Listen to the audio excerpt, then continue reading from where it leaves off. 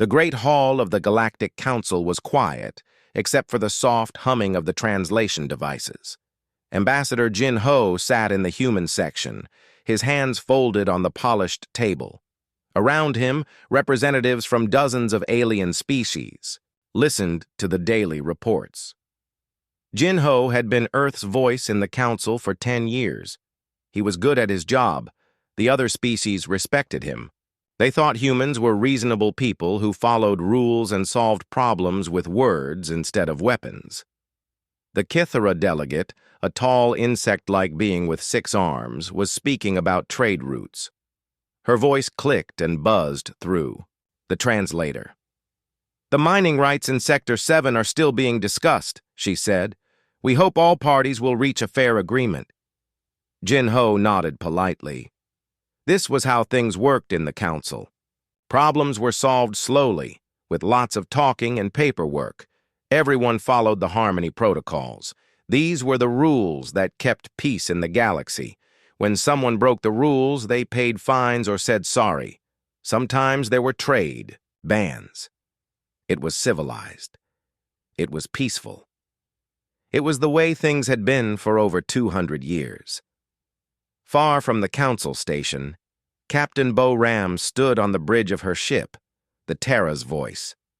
Through the large window, she could see the blue and green planet below. It was a research world called Haven Prime. 300 human scientists worked there, studying the strange plants and animals. "Everything looks normal down there," said Taman, her security chief. He was a big man with kind eyes who rarely needed to use the small weapon on his belt. The morning shift just started their work.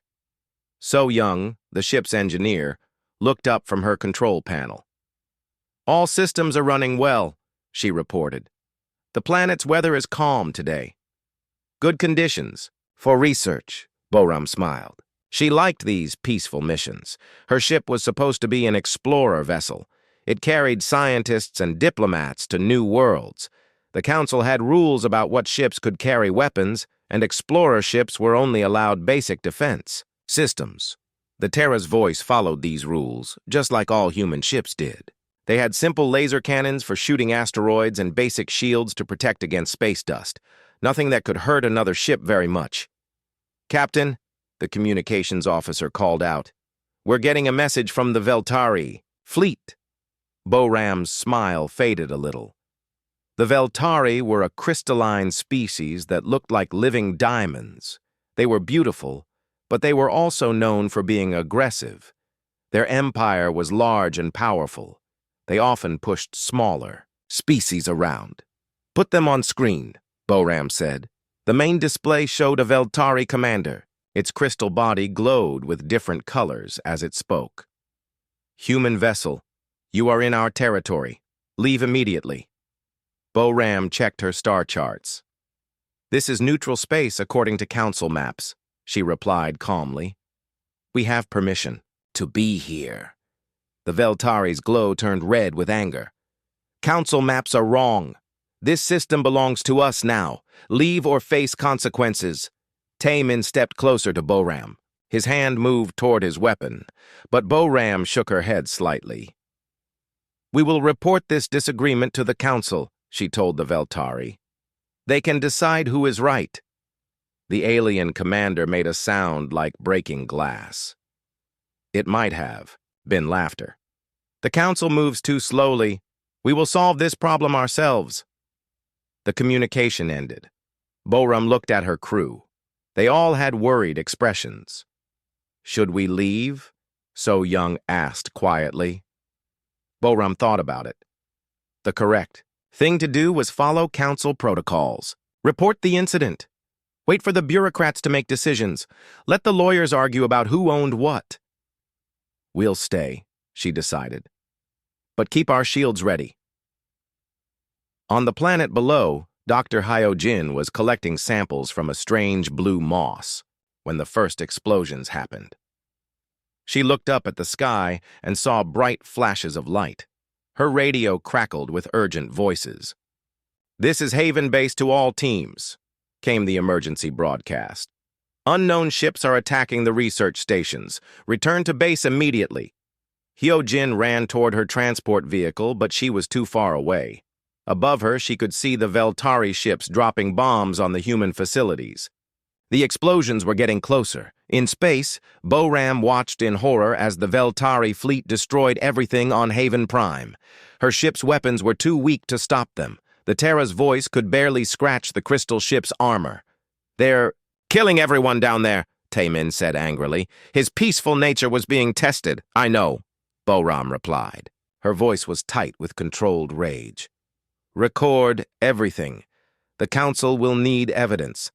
But she knew the Council would only offer the usual response: economic sanctions, formal protests. Maybe the Veltari would pay a fine and promise not to do it again. 200 humans died that day on Haven Prime: scientists, engineers, and the families who had come with them. Dr. Hyojin was among them, along with 20 children from the colony school. When the news reached the Council, Ambassador Jinho stood before the assembly. His face was calm, but those who knew him could see the change in his eyes. Something cold and dangerous had awakened there. "The Veltari Empire has committed an unprovoked attack on a peaceful research facility," he said in his usual diplomatic voice. "We request justice under the Harmony Protocols." The Council debated for 3 days. In the end, they ordered the Veltari to pay reparations and make a formal apology. It was the standard punishment for breaking the peace. The Veltari representative, a large crystal being named Shartok, stood to address the Council. "We accept this judgment," it said. Its voice like music played on broken glass. "We will pay the requested amount." But everyone could hear the mockery in its tone. The Veltari thought humans were weak. They believed the soft species could be pushed around without real consequences. Jinho listened to the alien's false apology. He accepted the Council's decision with grace and dignity. But that night, he sent a coded message to Earth. "The children are dead," the message said. "How long do we keep playing by their rules?" The response came back quickly.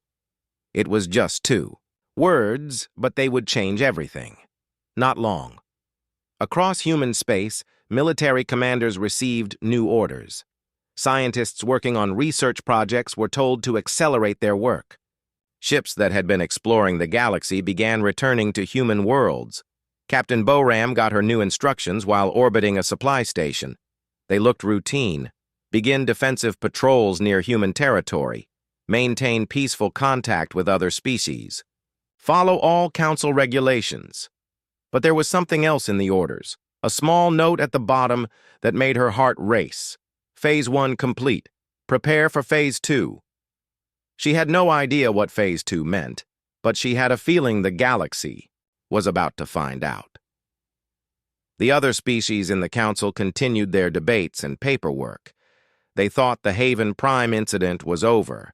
They believed humans would accept their place as another civilized species that followed the rules. They had no idea they were dealing with predators who had been choosing to be gentle. That choice was about to end. 3 months had passed since Haven Prime burned. The Council had moved on to other business, as they always did. The Veltari had paid their fine and forgotten about the humans they had killed. But humans do not forget. Captain Boram stood in, her ship's armory, watching Taemin check their weapons inventory. The security chief had been different since Haven Prime. The gentleman was still there, but something harder had grown alongside it. "The new equipment arrived this morning," Taemin reported. His voice was flat and professional. "Everything matches the specifications," Boram nodded. The new equipment had come from Earth in unmarked containers.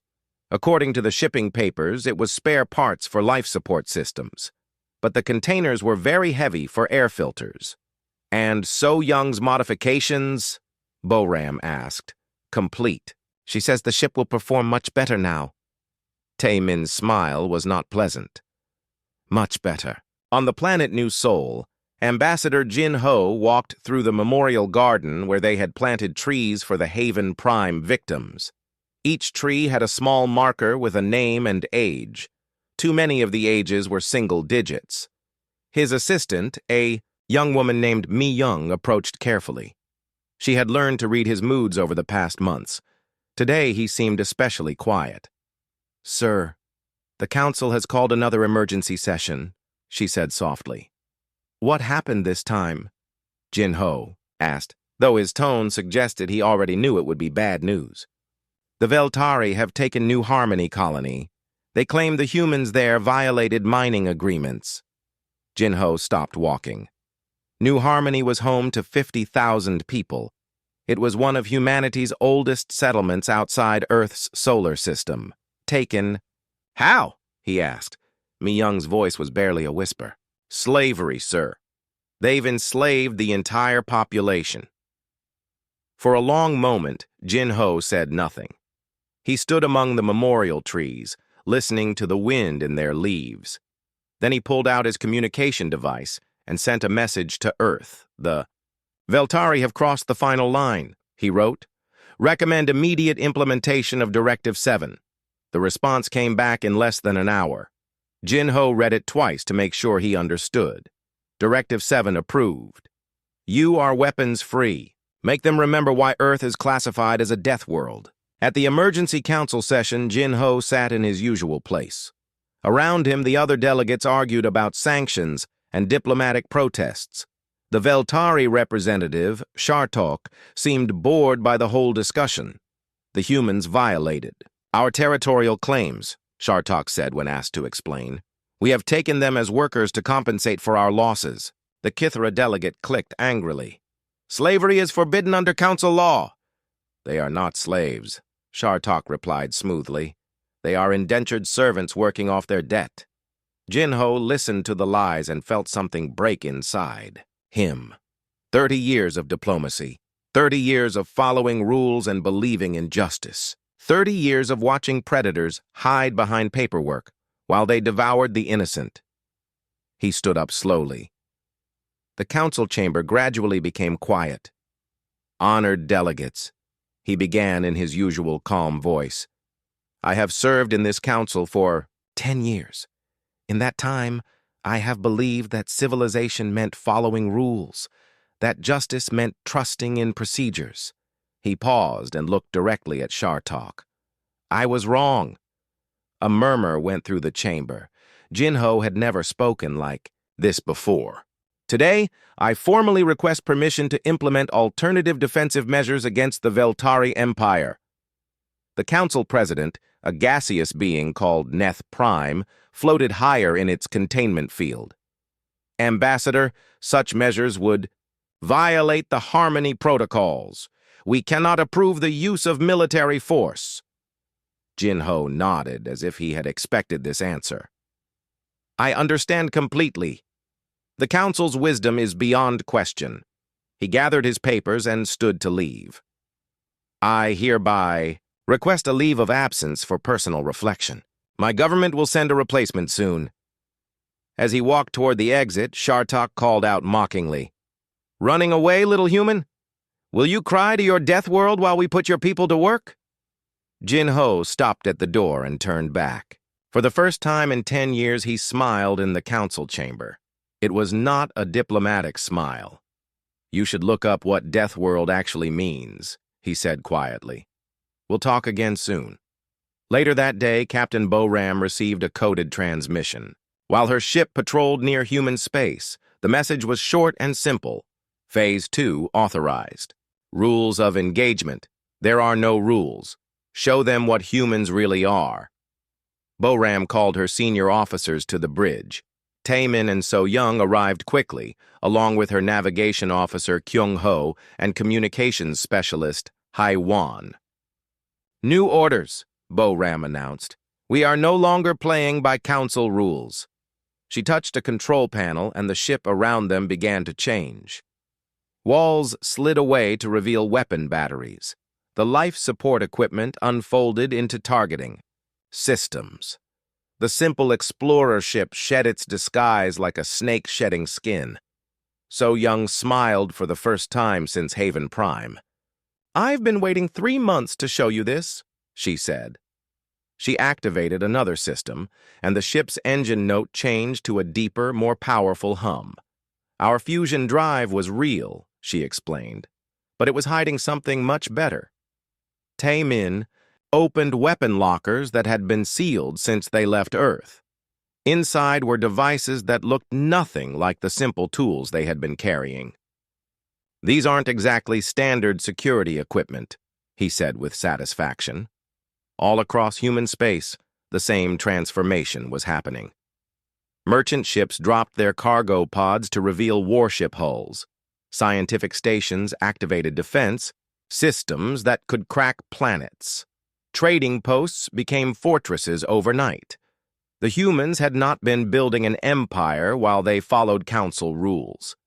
They had been building an arsenal. Captain Boram's first target was a Veltari patrol ship near the border. It was a standard crystal cruiser, beautiful and deadly. It had weapons that could destroy cities and shields that could stop most attacks. "Veltari vessel," Boram transmitted. "Release your human prisoners immediately." The alien captain's laughter sounded like breaking wind chimes. "Foolish human, your little explorer ship cannot harm us." "Let me show you something," Boram replied. She nodded to Tae-min, who pressed a single button. The weapon that fired did not look like anything the Veltari had ever seen. It made no sound and created no visible beam. The Veltari ship simply stopped existing. Where the crystal cruiser had been, there was now empty space and a slowly expanding cloud of glittering dust. Haywan was already sending a message on all frequencies. "This is the human vessel Terra's voice," she broadcast. "We have just demonstrated new defensive capabilities. All Veltari ships holding human prisoners have 1 hour to release them. This is your only warning." The response was immediate. Veltari, commanders across the sector, laughed at the human ultimatum. They thought one lucky shot meant nothing. They were about to learn how wrong they were. In the next 6 hours, Boram's ship destroyed 12 Veltari vessels. Each battle lasted less than 5 minutes. The humans had been studying alien technology for 30 years while pretending their own was primitive. Word spread quickly through Veltari space. The soft humans had new weapons, dangerous weapons. But the crystal beings were proud and arrogant. They called for reinforcements. Admiral Sektoth arrived with a battle fleet of 50 ships. His flagship was a massive crystal fortress that had never been defeated in battle. "Surrender now, humans," he broadcast. "You cannot fight the entire Veltari navy." Boram looked at her crew. They were outnumbered 50-1.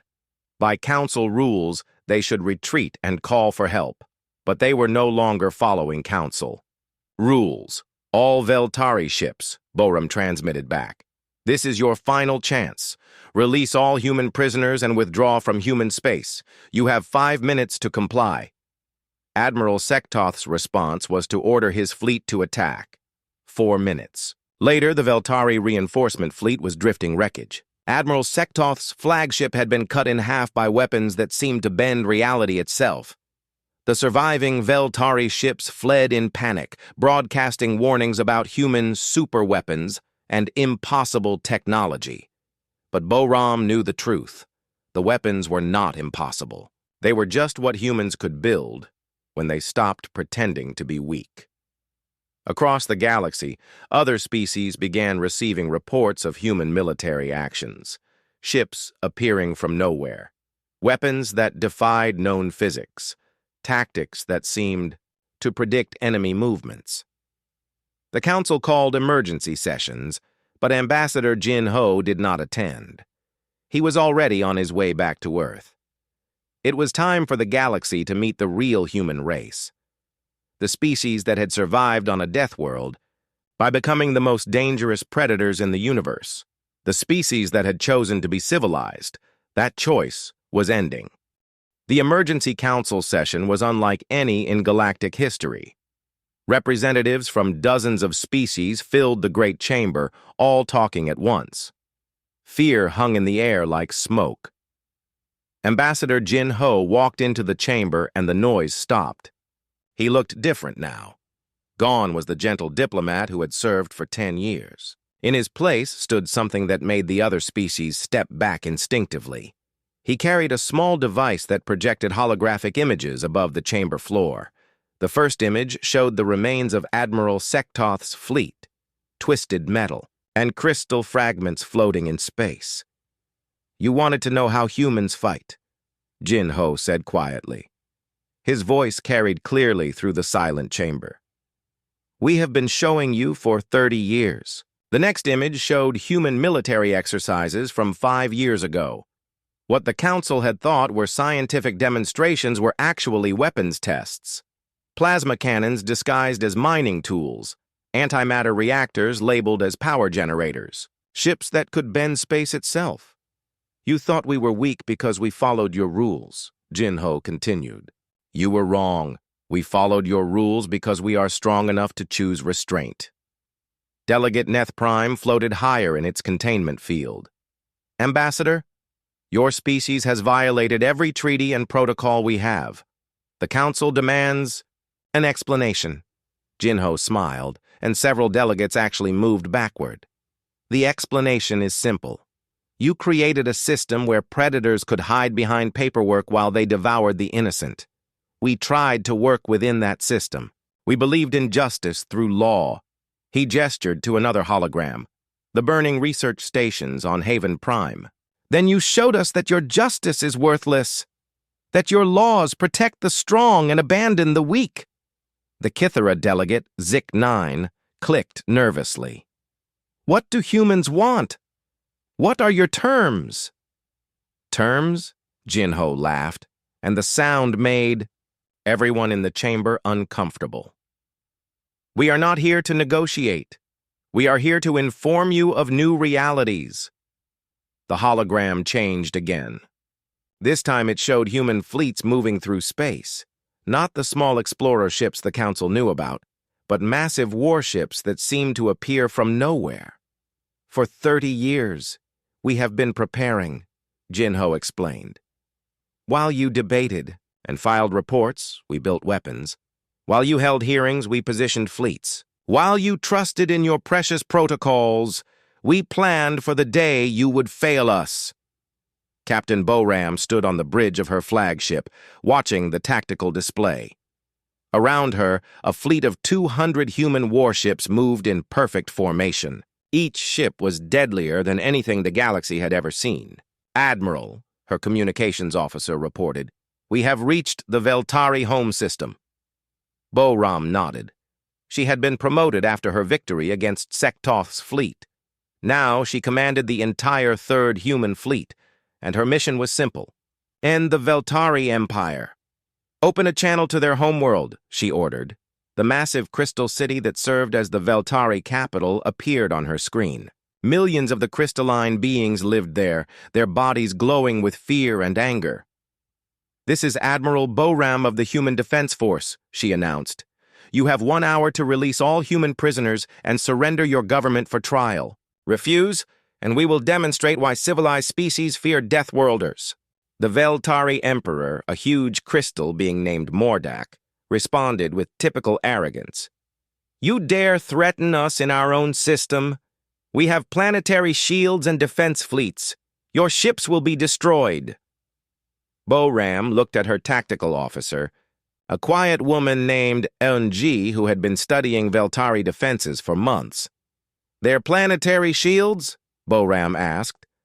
"Designed to stop energy weapons and kinetic projectiles," Eunji replied. "They will not stop what we are carrying." Boram turned back to the communication screen. "Emperor Mordak, you have 59 minutes remaining. Use them wisely." The Veltari response was predictable. Their defense fleets moved to attack positions. Their planetary weapons charged to full power. They prepared for a conventional space battle. They had no idea what was coming. When the hour ended, Boram gave a single order: "Deploy the silence." Her ships fired weapons that made no sound and produced no visible effect. The Veltari shields simply stopped working. Their defense fleets lost power, and drifted helplessly. The weapons on their homeworld went quiet. "What did you do?" Emperor Mordak demanded, his crystal body flickering with panic.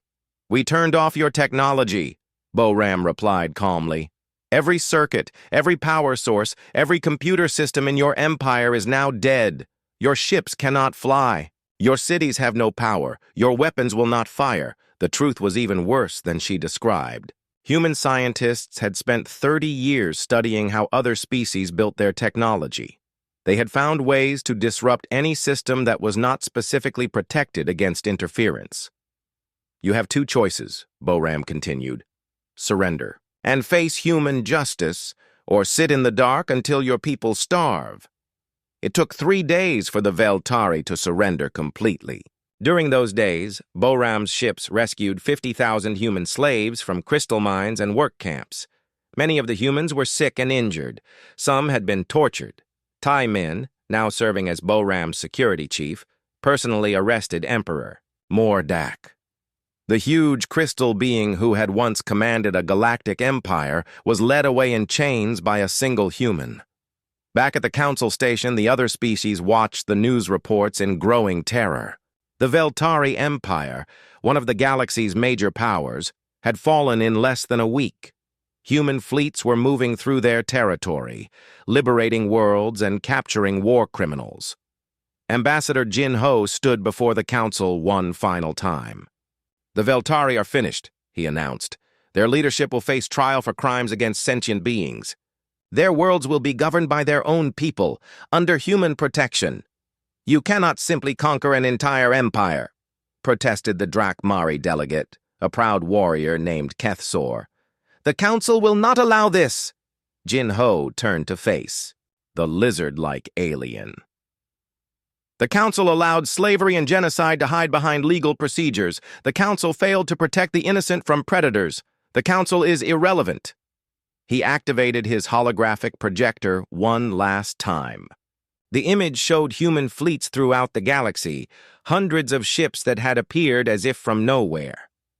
"We are implementing new protocols," Jin Ho announced. "Any species that commits slavery, genocide, or unprovoked attacks on civilians will face immediate human response. There will be no trials, no appeals, no diplomatic immunity." The chamber erupted in angry shouts. Delegates demanded to know by what authority humans claimed to police the galaxy. Jin Ho waited for quiet, then spoke in a voice that cut through the noise like a blade. "By the authority of superior force and moral certainty, by the right of those who can enforce justice when others will not." He gathered his materials and walked toward the exit. The age of talking is over. The age of consequences has begun. Engineer So Young sat in her laboratory aboard the human flagship, putting the finishing touches on humanity's latest project. Around her, teams of scientists worked on technologies that would have seemed impossible just months ago. The new defensive systems are ready, she reported to Admiral Boram. "Any ship that threatens human civilians will find their weapons mysteriously malfunctioning." And the communication network? Online and operational. Every human ship in the galaxy is now connected through quantum entanglement. We can coordinate attacks faster than light itself. Boram nodded in satisfaction. The galaxy thought humans had won through superior technology, but the truth was simpler. Humans had won because they understood something other species did not. War was not about honor or glory. War was about winning completely and permanently. It was about making the cost of aggression so high that no one would ever try it again. The Drakmari, who prided themselves on being warriors, sent a delegation to study human tactics. They met with General Kyung-Soo, commander of human ground forces. "Teach us to fight like humans," Kethsor requested. "We wish to learn your warrior ways." Kyung-Soo looked at the proud lizard soldier and shook his head. "You think fighting is about courage and strength. That is why you lose wars." "Then, what is fighting about?" Kethsor asked. "Fighting is about ending fights," Kyung-Soo replied. It is about making sure your enemy never wants to fight you again. It is about being so terrifying that others surrender rather than face you. The Drakmari delegation left confused and disturbed. They had expected to learn about weapons and tactics. Instead, they had learned about something much more frightening: human philosophy of war. Across the galaxy, other species began to understand what Deathworld really meant. It was not just about surviving harsh environments. It was about evolving the capacity for total war while maintaining the wisdom to choose peace. Humans were predators who had learned to be civilized.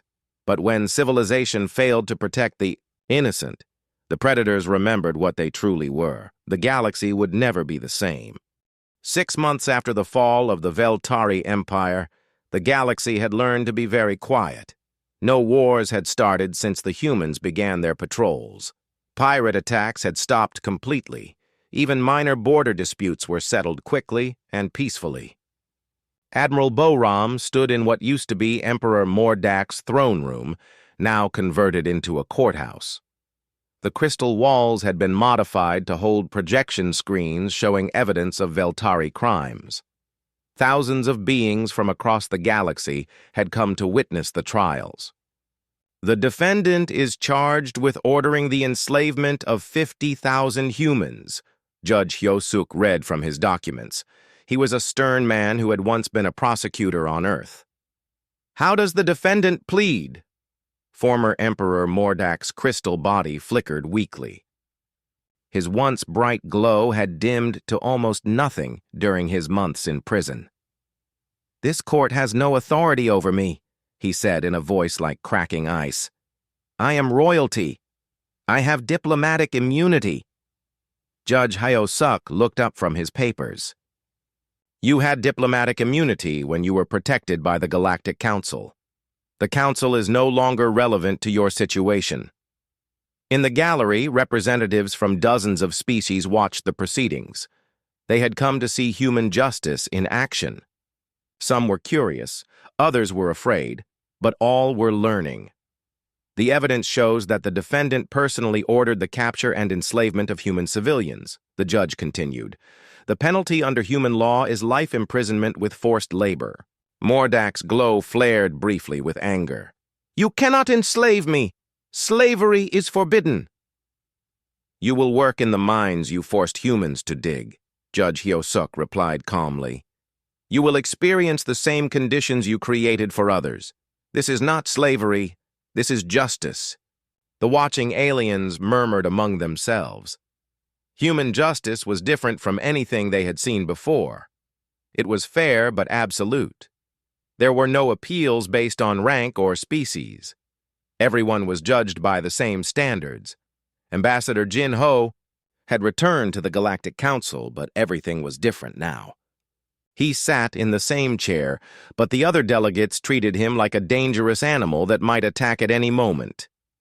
"The human patrols are disrupting our trade routes," complained the Nethys delegate, a gaseous being named Vel Prime. "Your ships demand to inspect our cargo holds.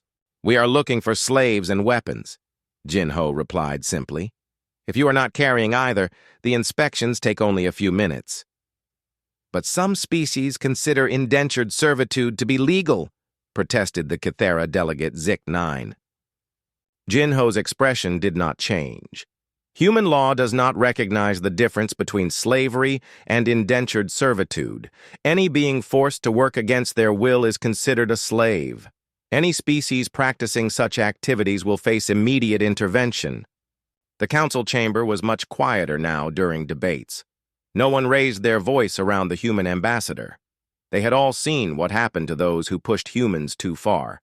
Captain So Young, now promoted to admiral, commanded the Human Technology Division. Her job was to share selected human advances with allied species while keeping the dangerous ones secret. The Drakmari had proven to be trustworthy allies. Their warrior culture appreciated human directness, even if they did not fully understand human methods. So Young was teaching them how to build better defensive systems. "Your shields are too focused on stopping energy weapons," she explained to war leader Keth Sor. "Modern combat requires protection against multiple threat types. The proud lizard warrior listened carefully. He had come to respect human expertise after seeing them destroy the Veltari so completely. "What other threats should we prepare for?" he asked. So Young smiled. It was not entirely pleasant. "Ask yourself this. What would you do if you could not use any technology at all? If your ships lost power, your weapons stopped working, your computers went dead?" Kethsor's scales rippled with unease. "That is what you did to the Veltari." "That is what we do to enemies," So Young corrected. "Allies get different treatment. We teach you how to protect yourselves against such attacks." The Drakmari fleet was already being upgraded with human-designed protection systems. In exchange, they served as enforcers in sectors where human ships were not present. Other species were learning that cooperation with humans brought benefits. The peaceful Zephyrians had been suffering from raids by the warlike Score for decades. One request to the human embassy had ended the problem permanently. Admiral Kyung-Soo had arrived in Score space with a single human destroyer. He had transmitted a simple message to their military leadership. "You will cease all raids against Zephyrian worlds immediately. Any Score ship found in Zephyrian space will be destroyed without warning. This is not a negotiation." The Score had responded by attacking his lone ship with an entire battle fleet. The engagement had lasted 12 minutes. When it was over, the Score fleet was debris, and Admiral Kyung-Soo was broadcasting surrender terms. The Score Empire had signed a peace treaty with the Zephyrians the next day. Ambassador Mi Young, Jin Ho's former assistant, now represented human interests in the Outer Rim territories. Her job was to monitor the smaller species and ensure they understood the new rules. She was currently visiting the Tenthari home world, meeting with their Council of Elders. The Tenthari were a peaceful species that looked like large octopi. They had been victims of aggressive neighbors for centuries. "We thank the humans for their protection," Elder Silketh said, his tentacles curling with gratitude. "The raiders have not come to our world since your ships began patrolling." "Human protection comes with responsibilities," Mi Young replied. "You must report any attempts at slavery or genocide in your sector. You must treat all species fairly in your own territory. Can you agree to these terms?" The Tenthari elders agreed immediately. They had seen what happened to species that violated human principles. They had also seen the benefits of human friendship. Back on Earth, the human government was restructuring itself for the new reality. President Park Dong-min met with his military advisors to discuss the expansion of human influence. "How many species are now under our protection?" he asked. General Han So-jin consulted her reports. 47 species have formally requested human protection. Another 32 are cooperating with our patrols without formal agreements. And resistance? The Korthax Republic is still refusing to allow inspections of their slave camps. The Vrick Syndicate continues to raid independent worlds. The hegemony of stars maintains that their territorial claims supersede human authority. President Park nodded grimly. "Remind them what happened to the Veltari. If they refuse to comply peacefully, we will apply other methods." The human military had grown rapidly since the war began. Every day, new ships came out of hidden construction facilities. Weapons that had been theoretical a year ago were now being mass-produced. But the real change was not in technology. It was in human thinking. The species that had once tried to solve all problems through diplomacy had learned that some problems required force. Captain Taemin commanded a human patrol ship in the Epsilon sector. His mission was to respond to distress calls and enforce human law. Today, he was investigating reports of slave trading near the Kolth system. "Long-range sensors detect a cargo convoy," his tactical officer reported. 3 freighters with escort vessels." "Hail them," Taemin ordered. The convoy captain appeared on screen, a reptilian being from the Saurid Federation. "This is Captain Vex Toll of the merchant vessel Star Prophet. We are conducting legitimate trade." "Prepare for inspection," Taemin replied. "We need to verify your cargo manifests." The alien's expression became hostile. You have no authority in neutral space. We demand you withdraw immediately. Taemin's response was calm but absolute. Human authority extends to the protection of sentient beings everywhere. You will submit to inspection or be boarded by force. The convoy tried to run. It was a mistake. Taemin's ship caught them easily, using technology the aliens could not understand. When the boarding teams searched the freighters, they found 300 slaves from a dozen different species. Captain Vex Toll and his crew were arrested. The slaves were freed and taken to human facilities for medical care. The freighters were confiscated and their cargo distributed to species that needed supplies. It was becoming a common pattern throughout the galaxy. The watching species were learning that human promises were absolute.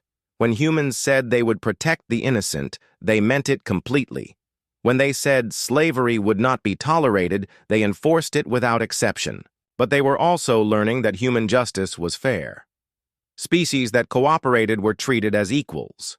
Those that caused trouble were stopped quickly but not destroyed unless necessary. The galaxy was changing. For the first time in centuries, the strong could not prey on the weak without consequences, and everyone knew it was because humanity had stopped playing by anyone's rules except their own. 50 years had passed since the humans stopped following council rules. In the great archives of the Galactic Library, historians from every species worked to record the story that had changed everything. Curator Vel 9, a Kithara scholar whose grandfather had witnessed the original events, stood before a group of young beings from across the galaxy. They had come to learn about the Great Change, the period when humans had reshaped civilization itself. Today we will study the most important moment in galactic history, Vel 9 announced, her insect-like voice clicking through the translator. The day humanity revealed what they truly were. In the audience, a young Drakmari warrior named Keth Prime raised his clawed hand. Teacher, why did the humans hide their strength for so long? Vel 9 activated a holographic display showing Ambassador Jin Ho from 50 years ago, sitting peacefully in the old council chambers. They were not hiding their strength. They were showing incredible discipline. Imagine having the power to destroy entire fleets, but choosing to solve problems with words instead. A Tenthari student, her tentacles curling with curiosity, asked, "What made them finally stop being peaceful?" The display changed to show the burning research stations on Haven Prime. The death of innocence, Vel 9 explained. Humans can tolerate many things, but they cannot tolerate the murder of children. When their own young died because of council weakness, everything changed. Ambassador Minna sat in the same chair that Jin Ho had once occupied in the council chambers. She was his successor, chosen to continue his work. The chamber itself had changed greatly. It was smaller now with fewer delegates, and the discussions were much more focused. The monthly protection report shows encouraging numbers, she announced to the assembly. No major conflicts between species, no new slave operations discovered. Pirate activity remains at historical lows. The Nethys delegate, grandson of the EK, original Vel Prime, floated higher in his containment field. Ambassador Min-Ah, some species are concerned about human expansion. Your patrol routes now cover 70% of the galaxy. Min-Ah smiled the same calm smile that Jin Ho had once used. Our patrols go where they are needed. Species that treat their neighbors fairly have nothing to fear from human presence. It was true. The human fleet was enormous now, but it was used mainly to prevent conflicts rather than start them. Most problems were solved by simply having a human ship appear in a system where trouble was brewing. The mere sight of the human flag was usually enough to end disputes before they became wars. Captain Hyo Jin stood on the bridge of her flagship, watching the memorial fleet perform its annual patrol through what had once been Veltari space. The crystal worlds were thriving now under local government, protected by human guarantees. "Status report," she requested from her first officer, a young man named Jae Sung who had been born after the Great Change. "All worlds reporting normal conditions," he replied. The mining operations on Crystar Prime are producing rare metals for galactic trade. The former slave camps have been converted into research facilities. Hyojin nodded with satisfaction. This was how human protection worked. Not through conquest, but through creating conditions where peace was more profitable than war. Any requests for assistance? She asked. The Zephyrians have asked for help mediating a trade dispute with the Korthax. Nothing serious, just disagreement over shipping schedules. Send a diplomatic team. Sometimes humans just need to remind people that we care about fairness. In the educational centers throughout the galaxy, young beings learned about the Great Change through stories and simulations. The lessons were always the same. Strength without wisdom leads to tyranny, but wisdom without strength leads to the death of innocence. A classroom of mixed species on the world of New Harmony, the former slave colony that had been liberated. Listened as their teacher, a human woman named Su-min, explained the history. Why did other species think humans were weak? Asked a young Veltari whose crystal body flickered with curiosity. Because humans chose to appear weak, Su-min replied. They used simple weapons, followed all the rules, and solved problems through talking. But choice is the key word. They could have conquered the galaxy at any time.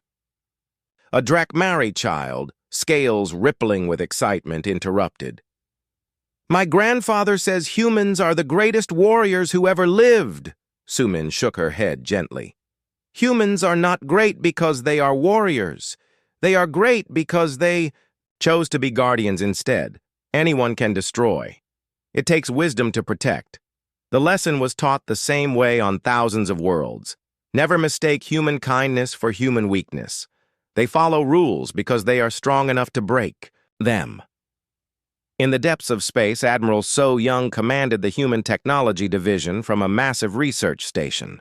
Her job had evolved over the decades, from sharing weapons to sharing hope. The latest project was typical of human ambition, a device that could restore dead worlds to life. Species that had lost their homeworlds to ancient wars or natural disasters would be able to return. The atmospheric processors are working perfectly, reported her chief scientist, Dr. Yunseo. The test world will be ready for colonization within 2 years. And the defense grid? Installed and operational. Any attempt to attack the new colony will result in immediate response from our automated systems. So Young smiled as she watched. The dead world slowly turned green through her observation windows. This was the real human superpower. Not their weapons, but their ability to create hope where none had existed. The old Galactic Council had been replaced by the Alliance of Protected Worlds. It was smaller and more efficient, with human observers in every session. Decisions were made quickly and enforced immediately. Representative Yan Su spoke for humanity in the Alliance chambers. We have received requests for protection from 3 new species this month, she announced. The Mollusk Collective, the Silicon Commonwealth, and the Hive Mind of Arcturus. What are their situations? Asked the Drakmari delegate. The mollusks are being raided by pirates. The Silicon Commonwealth faces territorial disputes with aggressive neighbors. The Hive Mind reports that slavers are targeting their worker drones. The response was immediate and unanimous. All 3 species would receive human protection. Patrol routes would be adjusted. Enforcement teams would be dispatched. It had become automatic. When someone was in trouble, humans helped. When someone caused trouble, humans stopped them. Theab, Galaxy had learned to depend on human fairness. In the memorial gardens on Earth, old veterans gathered to remember the friends they had lost and the changes they had witnessed. Admiral Boram, now retired, walked among the trees planted for the Haven Prime victims. Do you think we did the right thing? Asked her companion, former security chief Taemin. His hair was gray now, but his eyes still held the determination that had carried him through the war. Boram touched the marker for Dr. Hyojin, the scientist who had died in the first Veltari attack. Look around you, she said. Slavery is extinct. Pirates are extinct. Wars between major powers haven't happened in decades. Children grow up safe throughout the galaxy. But at what cost? We became the thing we were trying to avoid. A species that rules through force. Boram shook her head. We became the thing the galaxy needed. A species that prevents force through superior strength. There is a difference. In classrooms, archives, and memory centers throughout civilized space, the story was preserved and retold. Every species taught their children the same lesson. The humans had been peaceful by choice, not weakness. When that choice was taken away, by the murder of innocents, they had shown the galaxy what real power looked like. But more importantly, they had shown what real responsibility looked like. Having the power to destroy everything, they had chosen to protect everyone instead. The Veltari crystal singers composed songs about the human fleet appearing in their darkest hour to free them from their own empire's cruelty. The Zephyrians created art showing human ships as guardian angels watching over peaceful worlds. The Drakmari told warrior tales of human battles where victory was achieved not through glory, but through justice. Every species had their own version of the story, but the ending was always the same. The day the Deathworlders stopped playing fair was the day the galaxy learned what fairness really meant. In a universe where the strong had always preyed upon the weak, humanity had become strong enough to change the rules. They had made it simple. Those who protected innocents would be protected in return. Those who harmed innocents would face consequences beyond their worst nightmares. It was not conquest. It was not empire. It was something entirely new, a galactic civilization based on the radical idea that everyone deserved to be safe. And at the heart of it all were the humans, the species from the death world called Earth. The predators who had chosen to become guardians. The warriors who had learned that the greatest victory was making war unnecessary. They patrolled the stars not as conquerors, but as protectors. They enforced their laws not through cruelty, but through absolute certainty that justice would prevail. The galaxy was finally at peace, watched over by the most dangerous species ever to evolve, and everyone was grateful.